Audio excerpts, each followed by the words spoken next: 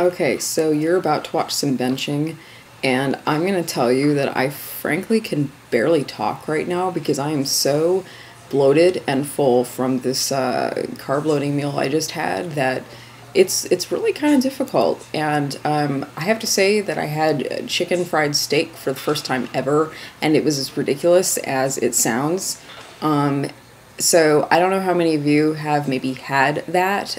If you at all like fried chicken or steak, I would recommend it. Although, let me tell you, the cut of meat they use to make this, I mean, most, I think, establishments use to make chicken fried steak is probably not high grade. You know, they're getting away with frying some things so they can use lower quality meat. But I have, like, the taste and the discernment of a hamster on that one, okay? I don't care if you fry it. I think it's, like, the most amazing thing in the world, and it could be barely edible. So that was pretty exciting. I haven't had that before, and I know there's a certain amount of this audience that's probably horrified by that, as much as there's a certain amount of the audience who's probably like cheering me on.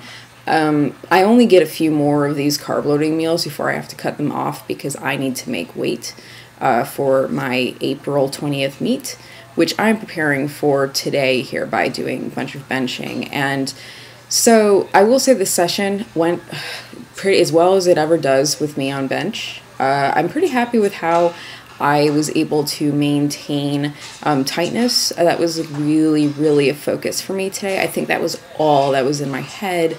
And therefore, some of the pauses in this session are just like complete crap because I was just really focused on generating a lot of tightness and experimenting with how I managed that as I went through the lift. So that carried over. Oh my God, I cannot talk. I'm so bloated. That carried over to the wide grip technique work that I'm doing right here.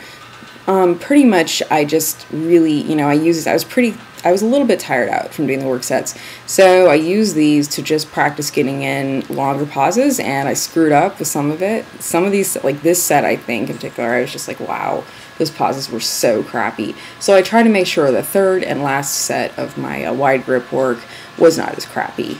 But, you know, the bar path looks good. These feel good. I'm kind of transitioning to a wider grip probably in the future, and I feel like I'm just building up a better base for it, and I'm preparing my body for it.